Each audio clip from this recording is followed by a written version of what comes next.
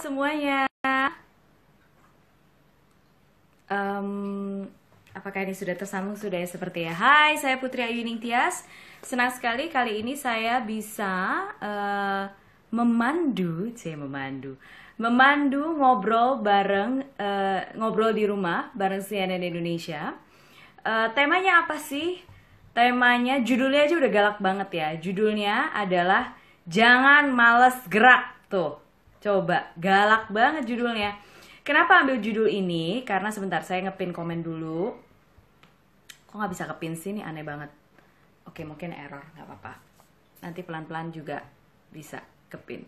Kenapa judulnya serem banget? Karena gini, banyak sekali yang kemudian dalam kondisi normal saja udah males gerak, plus kemudian COVID-19 tambah males lagi, apalagi sekarang puasa, udah bisa lele-lele seharian ya.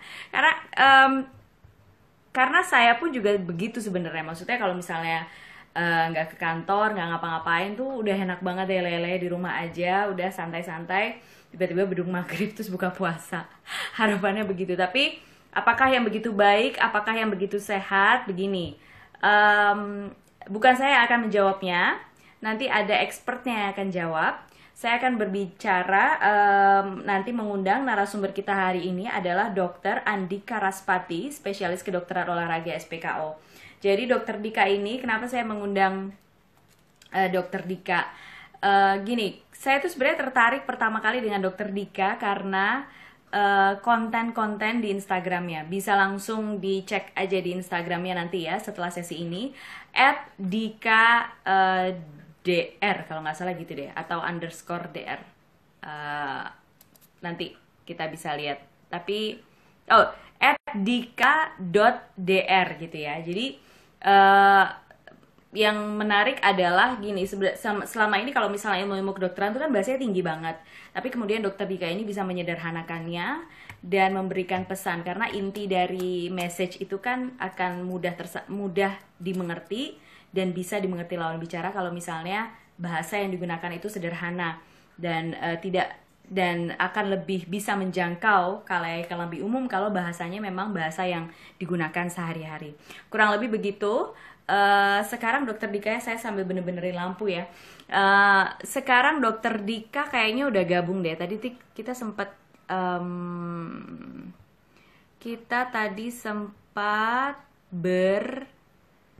bicara dengan Dokter Dika. Oke. Kok tiba-tiba mau end video? Mudah-mudahan koneksi lancar. Kita lihat. Sedang menyambung ke Dokter Dika. Halo, Mbak Putri. Halo dokter. Ya ampun dokter, kita sehati banget, bajunya kuning. Halo ya. Wow.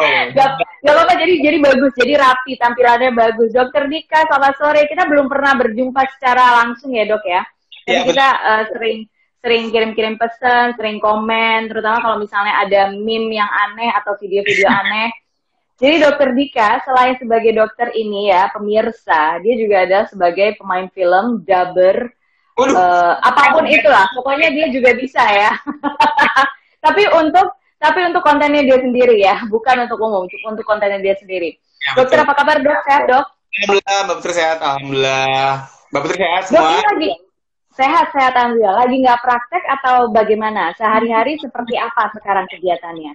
Tapi memang ada sedikit pengurangan jadwal ya, karena kan memang sekarang kita benar-benar istilahnya membatasi ketemu dengan pasien. Jadi kita benar-benar menghandle pasien yang emang urgent untuk di-handle, untuk di-treat. Lebihnya kita bisa lewat telemedicine gitu, lewat sekarang kan banyak nih aplikasi-aplikasi telemedicine nih. Gitu sih. Ya, kalau misalnya kedokteran olahraga bisa dari telemedicine, maksudnya nggak perlu dilihat-lihat apanya yang keseleo gitu atau? Sebenarnya Mbak gini, sebenarnya semua cabang kedokteran, semua spesialisasi itu pasti akan lebih ideal kalau ketemu langsung, semua. Cuman memang kan dengan keterbatasan kita masih bisa kayak kasih advice yang lebih ke arah untuk first aid gitu ya, untuk pertolongan pertamanya. Nanti kalau misalnya memang dari situ nggak bisa ditanganin, barulah kita janjian gitu. Tapi kalau misalnya ada yang secara general bisa kita kasih sebagai penata laksanaan utama atau pertama gitu ya, itu bisa kita kasih medicine gitu, Mbak. Dok, dokter akhir-akhir ini di feed-nya nggak cuma bahas soal kedokteran olahraga, tapi juga memberikan beberapa hal tentang penyuluhan soal COVID-19 ya, Dok. Kenapa akhirnya menempuh jalur itu juga? Demi konten atau memang gimana nih? Jadi gini, memang kalau aku lihat nih kan memang aku nih orangnya senang edukasi, Mbak Putri ya. Dasarnya kenapa aku memilih jalur sports medicine, aku mengambil jalur kedokteran olahraga memang karena aku orangnya senang ngomong, aku orangnya senang aku orangnya senang bikin orang lain, oh gitu toh dok, itu aku happy gitu. Dan aku ngeliat sekarang yang sangat urgent untuk diberikan penyuluhan atau edukasi adalah COVID-19 ini, Mbak. Karena cuma sekedar membuat orang atau masyarakat menjadi lebih cerdas atau lebih pintar, tapi juga soal menyudahi wabah ini gitu. Capek kan nih, nggak bisa gitu kan, mau nonton jadi nggak bisa gitu kan. Nah, itu capek dok, beritanya juga setiap hari tentang itu. Aku udah bacain berita soal itu tuh, udah sedih banget. Dan itu adalah cara kita untuk menyudahi itu semua adalah dengan pengetahuan masyarakat. Jadi mau nggak mau aku coba untuk mengubah perspektif aku ngubah ibaratnya konten aku lah gitu supaya orang bisa lebih paham tentang COVID ini gitu sih. Oke, Dokter Dika juga ulang tahun ya kemarin, dokter. Selamat ulang tahun, Dokter Dika. Spesial untuk ulang tahun aku persembahkan angklung dikit.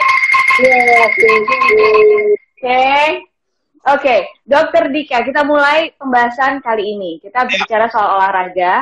Judulnya udah galak banget, Dok. Jangan males gerak. Yes, jangan mager. Gimana? Mager banget. Gimana caranya sekarang supaya kita gini deh, kalau misalnya mau gerak, kalau misalnya mau olahraga di bulan puasa nih. Sekarang udah bulan puasa, COVID-19 pula, pembatasan sosial pula. Semakin terbatas nih kita waktu bergerak dan luasannya. Jadi apa? Gimana caranya, Dok? Oke, gini, Mbak. Memang kita lihat nih tahun ini kita sangat challenging banget ya kayaknya ya Ramadannya ya. Aku setuju banget udah bulan puasa, COVID, PSBB gitu kan. Cuman kita mesti ingat bahwa yang namanya pola hidup sedanter atau mager itu kan efek sampingnya banyak. Bahkan kita juga bisa bilang bahwa orang-orang yang rajin bergerak itu dia punya keuntungan imunitas yang bagus. Artinya sebenarnya kalau kita bicara bulan puasa dengan COVID ini, dengan kita bergerak, itu justru akan ngasih kita manfaat sebenarnya. Jadi jangan malah takut untuk bergerak, jangan malah takut untuk aktif, tapi memang mesti dengan dosis yang pas gitu. Jadi dosis yang pas itu gimana? Iya, jadi gini Mbak Putri dan viewer semuanya, kalau kita lihat yang namanya olahraga deh ya, kita sebut olahraga aja, itu kayak pedang bermata dua, Mbak. Ibaratnya kalau dosisnya pas nih, itu kasih kita manfaat. Tapi kalau misalnya kita lebay, kita berlebihan, kita overtrain, itu malah bisa bikin imun jadi drop. Dan itu yang mesti bener-bener aku sering banget ingatkan ke teman-teman untuk jangan sampai bablas di era COVID ini nih. Kalau misalnya puasa, bablas paling kehausan, ya kan? Paling akhirnya buka jam siang kayak anak SD gitu kan. Tapi kalau misalnya kita bicara COVID, kita bablas, imun drop, itu malah bisa kena, malah bisa bahaya. Gitu. Jadi kalau kita bicara angka nih Mbak ya, itu banyak penelitian yang nyebutin bahwa orang-orang yang, jadi gini, sorry, aku mau bahas dari J-curve dulu deh. Jadi kalau misalnya kita bicara olahraga tadi sebagai dua mata pedang, itu tuh ada fenomena yang disebut dengan J-curve. Ini aku nggak ada slide, jadi aku nggak bisa nunjukin nih. Kita berandai-andai, kita berimajinasi dikit ya. Oke. Ada grafik nih ya, ada grafik gitu ya. Kalau grafik kan ada sumbu tegaknya nih, sumbu Y, sama sumbu X kan. Nah, di sumbu Y ini adalah tingkat aktivitas fisik orang, ya. Dimana, sumbu Y ini adalah tingkat resiko kena infeksi, Jadi semakin naik, itu makin dia bisa kena infeksi, mau corona, mau virus apapun itulah. Nah, si X ini, yang sumbu ke sini, ini merupakan beban latihan atau beban aktivitas fisik orang-orang. Jadi, kalau kita lihat nih, orang-orang yang ada di titik ini kan berarti orang-orang yang paling mager nih, ya kan? Ini paling mager, ini paling rajin bergerak ke sini. Nah, di titik mager, itu kita lihat resiko infeksinya ada di sini, Mbak. Di tengah-tengah. Jadi, ya kita anggap sebagai baseline lah ya. Nah, orang-orang yang lebih aktif dibanding yang mager tadi, yang rutin jogging, misalnya tiap pagi atau 5 kali seminggu dia jogging, tapi nggak terlalu berat, itu ada di tengah-tengah sini, itu dia resikonya turun di bawah. Jadi inputnya di bawah. Nah, kenapa namanya J curve? Karena bentuknya tuh kayak begini. Artinya apa? Orang-orang yang ada di sini. Iya, orang-orang yang ada di sini yang bener-bener latihannya berat banget, panjang lagi segala macam, ternyata dia malah punya efek resiko kena infeksi lebih tinggi dibanding yang mager. Bentuknya jadi begini nih, gitu. Iya. Orang yang dia terlalu tinggi latihannya, dia tuh ada efek-efek kayak hormon-hormon kayak kalau boleh sebut kortisol namanya ya, yang memang bikin imun gitu. Belum lagi memang orang-orang yang diteliti itu habis dia misalnya maraton gitu ya, yang larinya panjang gitu kan capek, begitu diperiksa darah itu tuh kadar imunnya turun semua. Makanya jadi bahaya buat era COVID kayak gini. Makanya kenapa tadi aku bilang dosisnya pas. Untuk yang era COVID gini jangan yang terlalu gaspol, jangan yang terlalu ngotot banget, main santuy aja, main santuy gitu. Santuinya gimana? Misalnya apa? Jadi gini ya Mbak, aku mau sedikit menjabarkan kalau Mbak Putri nih misalnya ke dokter dalam misalnya gitu ya, atau ke dokter apa deh, dokter umum yang mungkin sering. Ini kan viewers juga pasti pernah ya, pasti kan diresepin obat tuh, bapak minum obat ya, misalnya paracetamol gitu kan, penurun panas gitu, dosisnya 500 3 kali sehari ya Pak atau Bu, pasti kan gitu tuh dikasihkan. Nggak ada kan dokternya pakai aja obatnya, serah, nggak mungkin dong, pasti kan dibikinin cara makainya. Nah, latihan itu sama kayak gitu Mbak. Sebenarnya tuh nggak bisa orang latihan suka-suka lu deh gitu. Ada dosisnya. Namanya, kalau tadi kan kalau kita bicara obat-obatan panas segala macam kan dia ada miligramnya berapa kali seminggu gitu. Kalau olahraga, kita sebutannya adalah FITT. Selalu ingat itu. FITT. F yang pertama adalah frekuensi. Jadi kalau tadi bilang dosisnya berapa untuk frekuensinya? Frekuensi itu melambangkan berapa kali seminggu untuk latihan. Nah, kita biasanya tuh bikin kisarannya itu nggak usah tiap hari. Bikinlah sekitar 3-5 kali seminggu. Jadi tetap ada recovery-nya, nggak setiap hari banget gitu kan. Nah, terus kemudian ada I. Nah, ini I juga penting nih.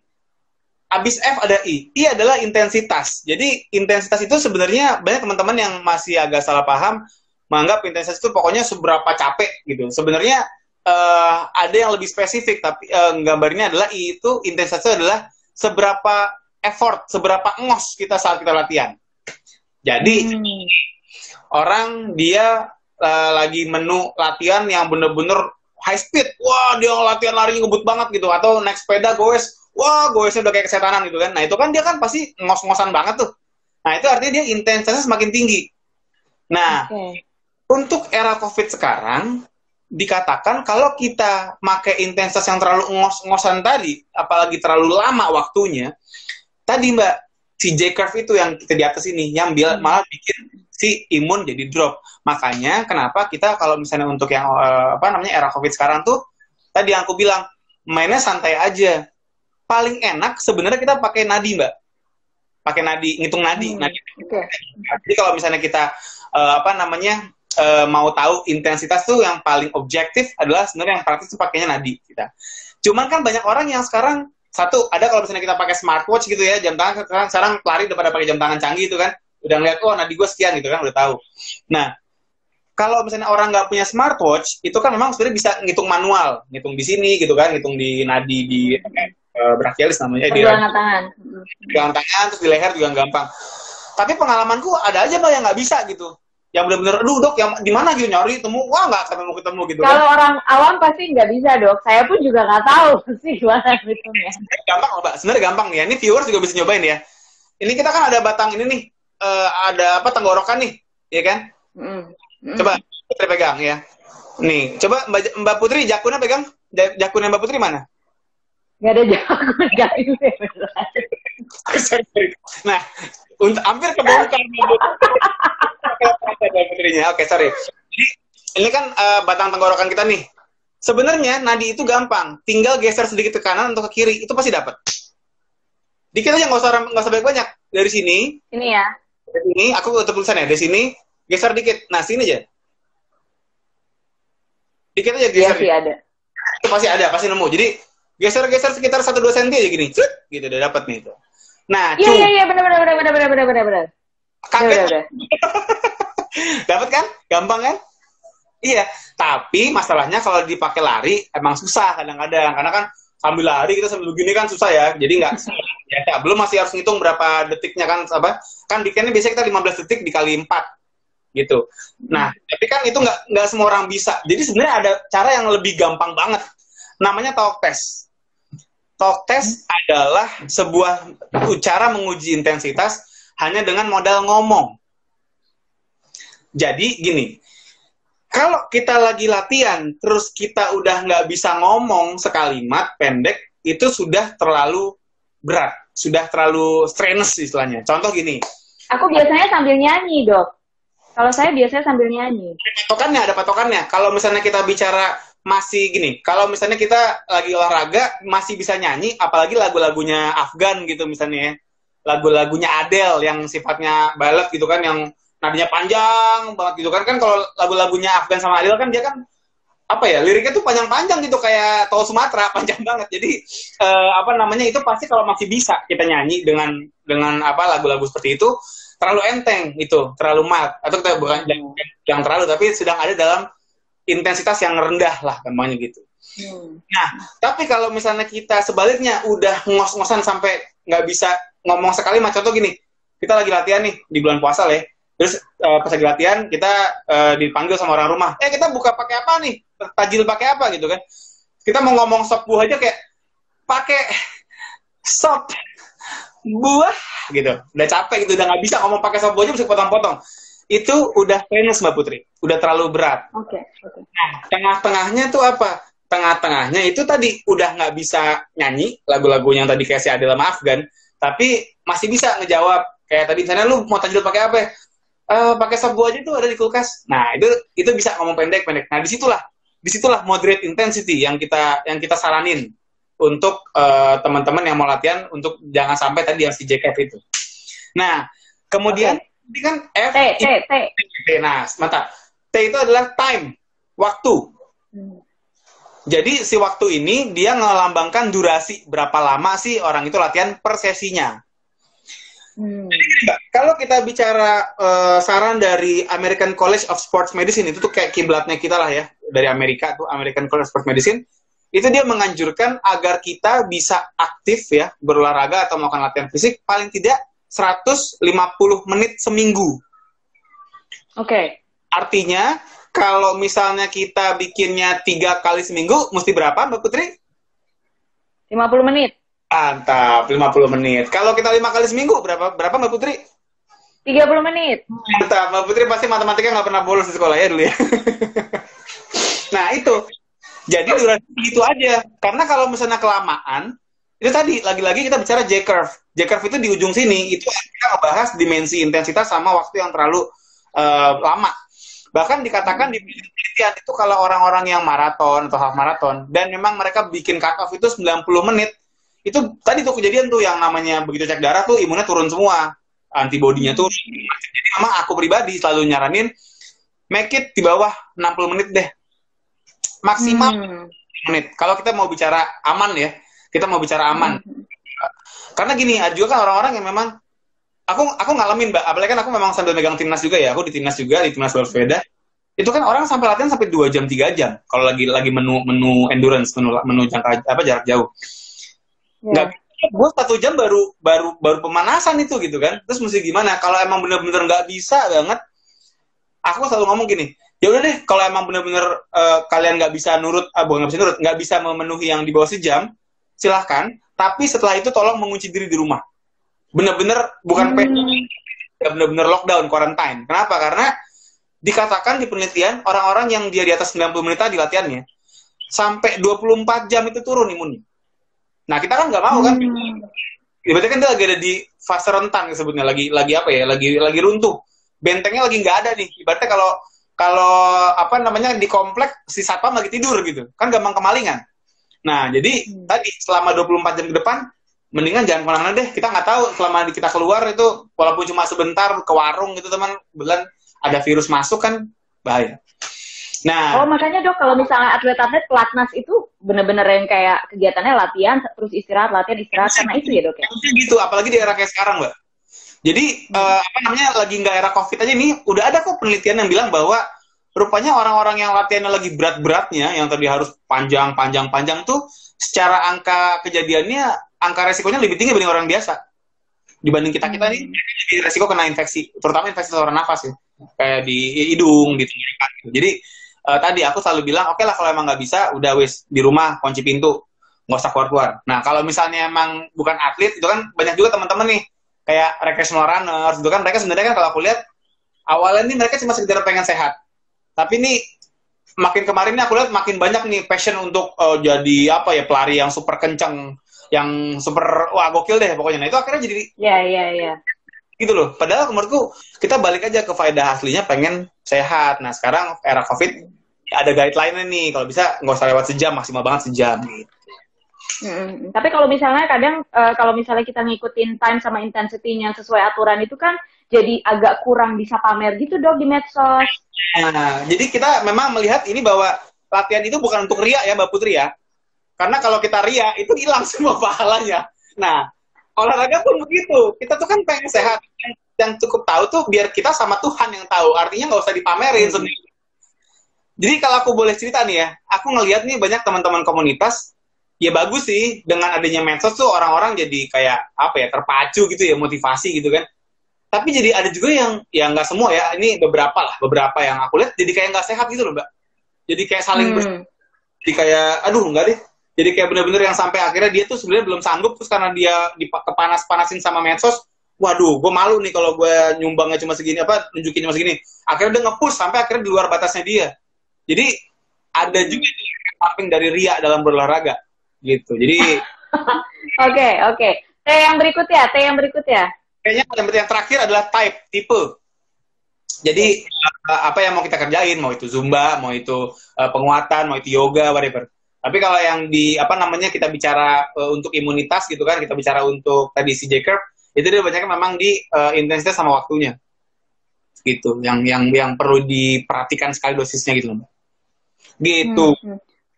Dok, aku tanya dong, aku tuh pernah ikut yoga challenge, jadi Bikram challenge, 30 hari berturut-turut, setiap hari, satu sesinya 90 menit. Itu berarti imunku drop banget ya dok ya?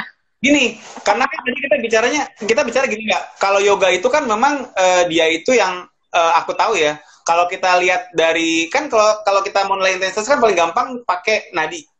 Nah, yoga, kecuali yang memang yoga yang eksplosif, ya kan juga yoga tuh sekarang makin banyak nih, ininya nih, mazhab yoga kan makin banyak. Nah, itu ada yoga yang memang dia kan benar-benar power, eksplosif gitu kan. Nah, itu mungkin tinggi.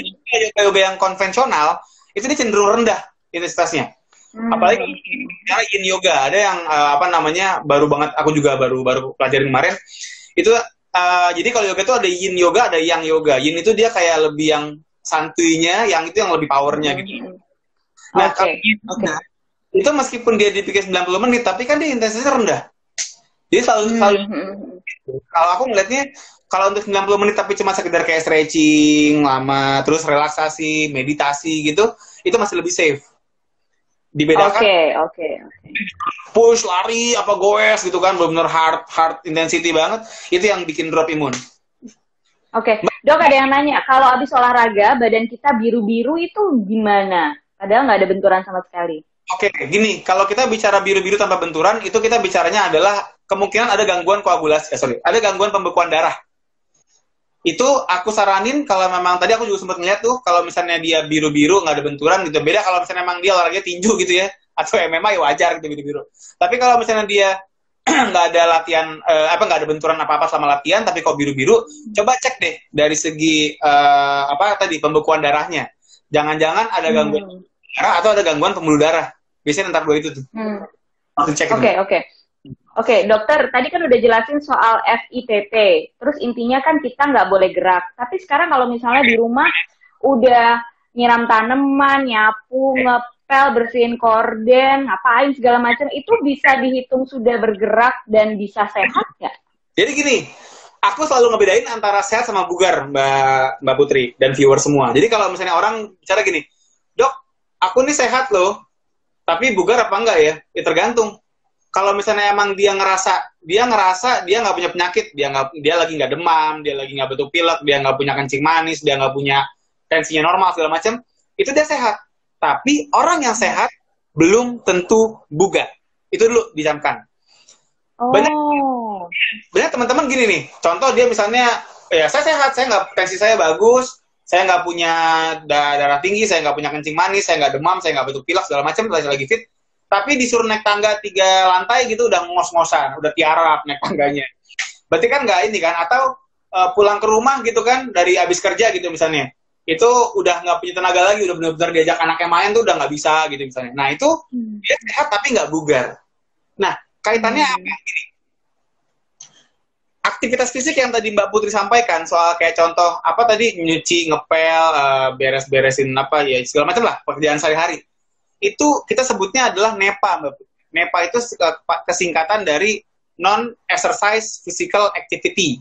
Jadi ya NEPA atau aktivitas fisik non latihan gitu ya. Jadi yang tadi ya dia ini aja kayak kita jalan gitu kan ke warung, and then misalnya kita nyuci mobil, nah itu NEPA. NEPA ini dia punya keuntungan kalau kita NEPA-nya tinggi ini sehari-hari gitu kan. Berarti kan orang-orang yang memang tadi yang Mbak tadi bilang, yang apalagi misalnya ibu-ibu yang ART-nya lagi mudik gitu ya. Sekarang nggak boleh mudik ya. Boleh banget sih, pokoknya itulah. Jadi itu atau nggak punya ART gitu kan, dia ngerjain semua sendiri tuh. Artinya ibu-ibu ini tuh NEPA-nya bagus. NEPA-nya tinggi. Keuntungannya apa buat ibu-ibu ini? Susah gemuk biasanya. Kecuali kalau memang ibu-ibunya kalap ya makannya ya. Jadi kita kan selalu bilang gemuk kurus itu kan energi masuk sama energi keluarnya gimana. Kalau masuk banyak, keluar sedikit, itu kan jadi gemuk, gampangnya gitu ya. Nah, si NEPA ini menolong supaya keluarnya banyak. Artinya kalau dia makan banyak, ketolong tuh sama nyuci, ngepel, bersihin kamarnya tuh ketolong, jadi seimbang, akhirnya nggak gemuk. Cuman, kalau kita bicara meningkatkan kebugaran, itu daya ungkitnya kurang. Jadi ya, mungkin memang bisa menjaga supaya energi keluaran banyak, nggak gampang gemuk, tapi kekuatan jantungnya untuk memompa darah, kekuatan parunya, performa parunya untuk menghantarkan oksigen, terus kekuatan ototnya gitu kan, kelenturan badannya, itu nggak sebaik kalau kita ngelatih secara latihan fisik. Which is tadi, apa sih yang mendasari perbedaan antara si NEPA dengan latihan fisik yang tadi efeknya bagus buat kebugaran? Kalau kita bicara NEPA, itu random, Mbak. Nggak ada yang namanya dosis. Tadi nggak ada FTT-nya gitu kan. Nggak ada kan ibu-ibu nyapu, dibuat dia 12 repetisi, 1, 2, oke, set berikut. Nggak mungkin kan, nggak, kapan beresnya kan gitu kan. Belum lagi nih, itu juga kita nggak pernah, kan misalnya Mbak Putri di rumah gitu kan, lagi nyapu gitu kan. Pasti kan dia beres ya udah selesai, nggak pernah. Misalnya, waduh, baru 5 menit nih, harus 10 menit, dituangin lagi ke sampahnya kan nggak mungkin gitu kan. Pasti beresnya aja gitu. Nah, akhirnya apa? Dosisnya nggak jelas, waktunya nggak jelas, tekniknya nggak jelas, kemudian intensitasnya juga kan nggak ada orang ngepel terus ngitung nadi kan nggak mungkin. Jadi intensitasnya nggak jelas juga, artinya dosisnya nggak ada. Nah, kalau kita bicara latihan itu kan tadi kita lari gitu kan, kita mau jogging, kita pasang waktu, oke, gue mesti nonstop 30 menit nggak berhenti, oke, atau 20 menit kalau nggak kuat, oke. Latihannya kecepatannya untuk hari ini gue mau segini aja, nadi gue segini. Ada patokannya. Nah, patokan ini yang dibugar gitu. Jadi menjawab pertanyaan dari Mbak Putri, kalau orang dengan banyak aktivitas di rumah, nyapu, nyuci, ngepel gitu kan, apalagi rumahnya misalnya seluas lapangan bola gitu kan, wah capek nggak beres-beres, bagus buat nepanya, bagus buat kalorinya, tapi untuk kebugaran masih kurang dibandingin dengan yang tadi, yaitu latihan fisik. Gitu. Dok, ini ada yang nanya, Dok, kalau kita berjemur aja gimana, Dok? Kadang berjemur juga keringetan, Dok. Aduh, kita kan bicara soal gerak. Oke, silakan, Dok, silakan. Pertanyaan ini siapa yang namanya sih? Mulia sih. Mbak Mulia sih. Aku suka banget pertanyaan ini. Kenapa? Karena ini bisa membantu untuk meredakan mitos-mitos juga yang hubungan sama keringetan. Banyak orang yang berpikir bahwa yang namanya olahraga atau latihan fisik itu harus keringetan. Padahal keringetan itu merupakan sebuah upaya tubuh untuk melepas panas. That's it. Artinya apa? Orang-orang yang dia lagi santai di bawah terik matahari, dia kan nggak bergerak, tapi keringetan banyak, ya kan? Bandingkan sama orang-orang yang dia misalnya latihan berat atau berlatih fisik gitu ya, di Alaska misalnya, atau di tempat yang memang dingin, terus kering udaranya, nggak lembab kayak di Indonesia gitu kan, itu kan keringetnya nggak keluar. Banyak orang mikir, itu kalau orang latihan nggak keringetan, berarti nggak ada lemak yang kebakar dong, nggak ada kalori yang kebakar. Wah, salah banget itu. Justru, ternyata penelitian menunjukkan bahwa orang-orang yang berlatih di suhu dingin, kemudian apalagi misalnya hujan gitu ya, itu kalorinya malah makin banyak dibandingin orang yang latihan panas-panas. Iya kan? Atau bahkan tadi ya kayak dibilang sauna gitu kan dia ngapain diem doang keringetan. Jadi tadi sekali lagi keringat itu tidak ada hubungannya dengan berapa banyak kalori yang terbakar atau berapa banyak lemak yang dipakai gitu. Enggak. Lemak keringat itu murni hanya soal seberapa panas tubuh kita dan seberapa effort tubuh kita untuk melepas panas, itu aja. Jadi kalau misalnya berarti saunaku selama ini sia-sia dong. Kenapa sauna? Ya bukan sia-sia, cuman sauna kan lebih ke arah relaksasi, membuat tubuh menjadi rileks. Iya. Itu Mbak Putri bukan sia-sia gitu. Tapi kalau kita mau bicara gini, satu hal yang aku pengen sampaikan juga, kenapa ini aku suka banget sama topik ini, karena aku masih sering banget ngeliat orang-orang lari pakai jas pocong. Tau nggak Mbak jas pocong kayak gimana? Iya, yang thermal apa itulah namanya ya. Ya, jadi bener-bener cuma muka doang sama telapak tangan udah kayak mukena ya. Jadi bener-bener orang tuh lari dibuat keringetan karena bayangan mereka, oh, gue makin keringetan makin banyak lemak yang kebakar. Ya enggak. Itu kalau misalnya kita melihat nih, orang misalnya lari nih ya, dia lari sejam setengah, dia misalnya bikin sejam setengah pakai pocongan, sama nggak pakai pocong. Itu kalau dia nimbang setelahnya nih, abis dia finish latihan dia nimbang, pasti ini berani taruhan deh ya. Itu kalau yang pakai pocongan pasti emang akan turun berat badannya. Tapi cairannya habis. Bukan karena lemaknya kebakar. Nggak mungkin lemak secepat itu hilang, itu nggak mungkin. Jadi memang pure karena cairannya. Jadi itu ntar sama dia minum lagi nih, minum air putih apa segala macam, pasti balik lagi ininya berat badannya. Gitu. Jadi sekali lagi keringat bukan indikator pembakaran kalori atau pembakaran lemak gitu. Dok, kalau misalnya masih keringetan gitu boleh langsung mandi nggak sih, Dok? Boleh. Jadi itu mitos, Mbak. Oh, ini mitos lagi nih. Oke. Ayo kita bahas nih. Jadi banyak banget yang waktu. Soal aktivitas fisik ya. Gini, orang banyak banget yang takut mandi mandi begitu keringetan karena katanya dua hal. Pertama, takut kena serangan jantung karena badannya nggak siap gitu kan. Yang kedua, takut masuk angin katanya. Pertama, aku mau sampaikan masuk angin itu nggak ada ya. Jadi secara medis gitu kan, nggak pernah kan misalnya Mbak Putri atau viewers ke rumah sakit ya kan, ke dokter penyakit dalam, oh Bapak masuk angin, itu nggak pernah kan, pasti nggak ada. Nggak bakal pernah gitu. Jadi memang pasti itu ya, diagnosis yang lebih ilmiah, lebih medis. Satu. Yang kedua, jantung kita ini nggak kagetan gitu istilahnya. Nggak ada istilah, oh jantung kaget abis panas dikasih dingin. Bahkan kalau kita lihat nih ya, ada orang-orang yang memang atlet gitu ya, atlet lah. Itu dia abis beres latihan, nggak lama setelahnya dia nyemplung ke air es. Jadi sebenarnya nggak masalah. Kalau orang bilang, oh nanti abis dari panas ke dingin kayak kaca dong gitu ya. Kalau kita bicara kaca atau bicara gelas deh, itu kan dikasih air panas, kasih ganti dingin kan pecah tuh. Tubuh kita nggak serapuh itu. Jadi tubuh kita tuh punya metabolisme untuk mengatur suhu. Jadi sebenarnya aman. Cuman emang kalau misalnya kita habis lagi keringetan banyak, terus kita kemudian kita mandi, nah itu jeleknya adalah biasanya ntar kita keringetan lagi, jadi mandi lagi, jadi buang air. Itu aja sih. Cuma itu aja ternyata. Hah? Kenapa? Ternyata cuma itu aja ya. Oke. Tapi ada lagi yang takut panuan, Mbak. Katanya bikin panuan. Kalau habis keringetan, di mandi jadi panuan. Panu itu jamur ya.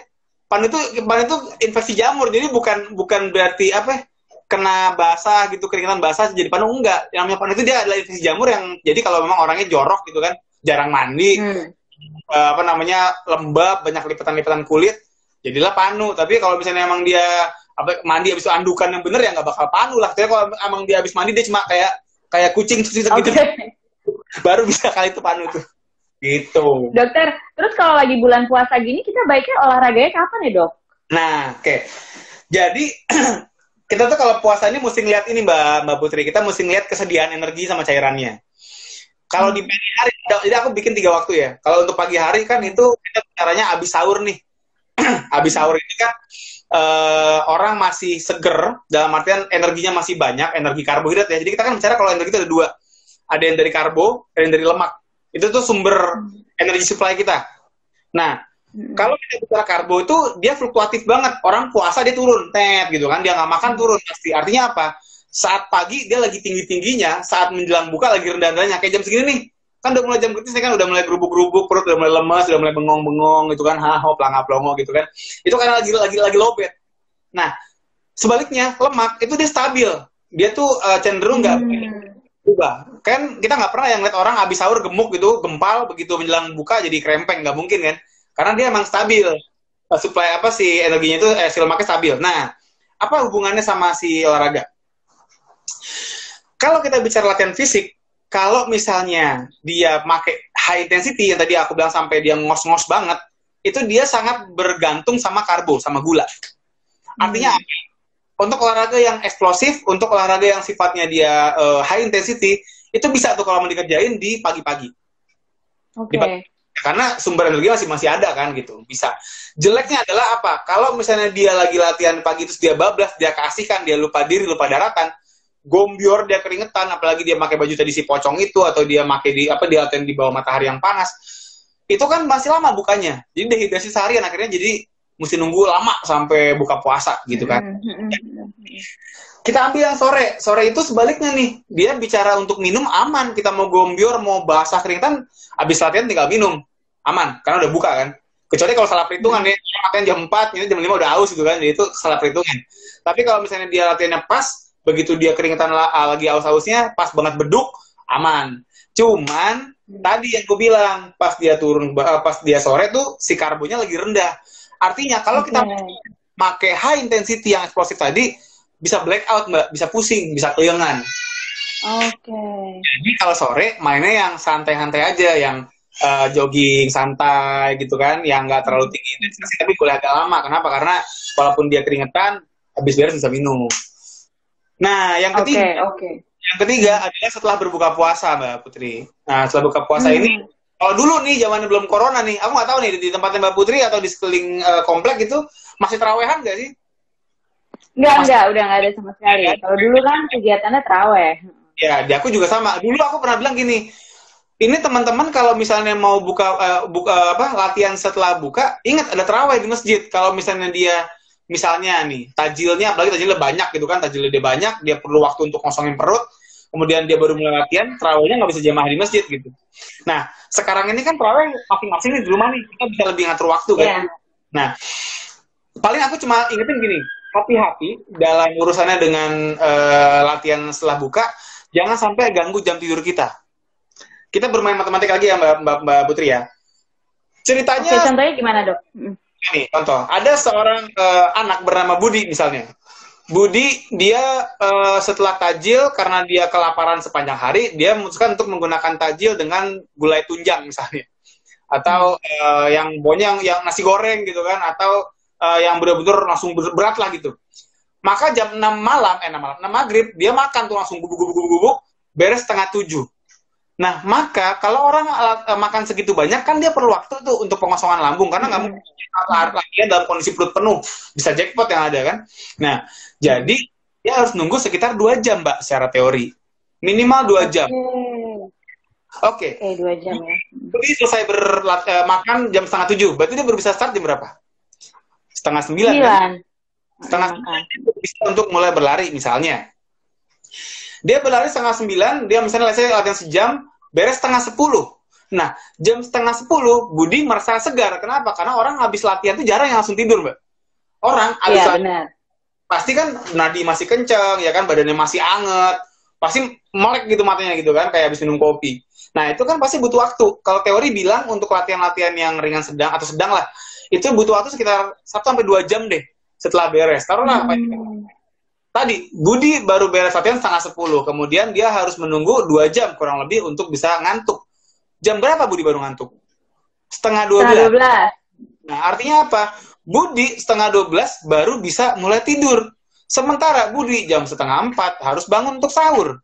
Artinya apa? Dia tidur 4 jam, jadinya kurang tidurnya. Nah, kalau misalnya mau nih, kita mau menjadi Budi, ya Budi yang baik ya, itu tadi kita jaga tajil kita, jangan jangan terlalu gaspol tajilnya. Jadi misalnya contoh pakai atau minum jus deh segelas gitu kan, atau kolak deh semangkok kecil. Kalau yang bentuknya gitu yang nggak terlalu banyak, itu cukup waktu sekitar 30 menit kita bisa pakai untuk lari. Ibaratnya dipakai sholat maghrib gitu ya, udah bisa nutut gitu. Artinya apa? Jam 7 kurang tuh udah bisa lari gitu loh, Mbak. Which is berarti jam 8. Saya jam 10 bisa tidur. Jadi lebih dari tadi seorang Budi yang ngotot tajilnya. Jadi artinya kalau kita mau pilih setelah buka, perhatikan tajilnya. Jangan malah jadi main course kalau orang bilang. Nah, ini aku Gue jawab nggak nih? Ini bagus nih. Habis subuh tidur lagi. Apa-apa? Habis subuh tidur lagi. Aku boleh jawab nggak, Mbak Put? Iya, iya. Boleh. Nah, masih Oke, nyambung. terakhir ya, Dok. Iya, ya.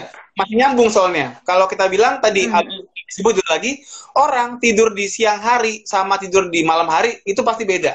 Kenapa? Karena kalau misalnya di siang hari itu kita namanya telinga, mata walaupun merem itu masih bisa merespon stimulus, suara-suara gitu kan, kemudian cahaya. Itu otak masih memproses. Artinya apa? Kalau kita tidur siang hari itu kan orang aktivitas di sekitar kita kan. Tetangga kita berisik gitu kan, orang rumah nyalain TV ya kan, kemudian apa namanya, misalnya anak-anak pada bangun gitu kan, kita pada diganggu, disuruh bangun, jadi main. Itu tidurnya bisa nggak maksimal. Jadi dalam tidurnya nggak deep, akhirnya recovery pun nggak bagus. Itulah kenapa aku selalu bilang, oke, bisa aja tidur menggantikan tidur yang ketinggalan itu di siang hari, tapi percayalah kualitasnya itu nggak akan sama kayak tidur malam. Sementara yang namanya diingat quantity, jamnya berapa jam, dan juga quality. Jangan sampai mengorbankan gitu. Oke. Ini saya baru tahu nih, karena biasanya saya gitu kayak, oh ya udahlah, saya biasa kerja malam pulang kantor masih kerja, ngegas karena masih ngerasa fresh, terus tidurnya ntar aja gitu. Nggak boleh berarti ya, Dok ya? Gitu. Apalagi kalau misalnya kalau misalnya Mbak Putri punya bunker gitu ya, punya bunker khusus untuk tidur siang, nggak ada gangguan gitu, cahayanya bisa benar-benar gelap gitu kan, nggak ada suara apapun, oke lah. Jadi kayak orang di luar negeri aja gitu, kayak orang di Amerika kan dia tidurnya kan siangnya kita gitu kan. Tapi kan di sini kan kita nggak. Sosial itu kan masih berjalan untuk siang hari, jadi takutnya ada distraksi, ada gangguan. Gitu, Mbak Putri. Oke. Baik, dokter, itu waktunya nggak terasa ya, Dok? Waktunya nggak terasa loh, udah hampir 40 menit. Sekarang udah jam 5 kurang, dokter. Tapi terima kasih banyak. Sama-sama, Mbak Putri. Ada take out sedikit, ada beberapa hal yang kemudian bisa saya ambil. Pokoknya jangan malas gerak intinya, apalagi zaman-zaman sekarang. Dan intinya tidak boleh berlebihan gitu ya, Dok ya? Betul sekali, Mbak Putri. Pokoknya yang pas aja, disesuaikan dengan tubuhnya dan dengarkan sinyal tubuh. Kurang lebih gitu kali ya, Dok? Betul, mantul. Oke, mantul. Dokter Dika, terima kasih banyak sudah bergabung di CNN Indonesia. Terima kasih yang sudah gabung ya. Mohon maaf, nggak semua pertanyaan ditanyain, tapi Dokter Dika sudah bisa merangkum semuanya dengan baik. Terima kasih. Sama-sama. Salam buka puasa ya, Dok. Salam buat keluarga, sehat-sehat. Terima kasih. Oke, wah itu udah lama itu anak-anaknya Dokter Dika tuh. Oke, itu tadi nggak terasa udah 40 menit nih, udah molor. Biasanya kita cuma 30 menit. Tapi terima kasih sudah yang bergabung. Sekali lagi ini ilmunya banyak sekali dari Dokter Dika. Sayang kalau misalnya kita sendiri yang tahu. Jadi kalau misalnya ada teman-teman yang mau nanya, teman-teman yang mau tahu, silakan bisa dibagi ilmu yang tadi diberikan sama Dokter Dika, atau bisa juga nanti memberikan link dari percakapan kita di IG live ini di CNN Indonesia TV. Saya Putri Ayu Ningtyas. Oh, sebelum pamit saya juga punya informasi besok. Yang menjadi host adalah teman saya, Reinhard Sirait. Rencananya akan berbincang dengan membahas tentang COVID-19 dan perkembangannya. Terutama sekali lebih spesifik adalah dengan apa yang sebetulnya terjadi di Tiongkok, epicentrum awal COVID-19. Jadi teman-teman semua, terima kasih sudah bergabung. Ada banyak, terima kasih. Iya, live-nya, IG live-nya bakal di-save. Selamat menyiapkan takjil, ada yang beberapa mau siapin takjil. Teman-teman, jaga kesehatan terus, jaga jarak, kalau tetap harus keluar pakai masker, dan jaga jarak, itu yang terpenting sekarang. Kalau nggak penting-penting banget, di rumah aja. Makasih semuanya, selamat sore.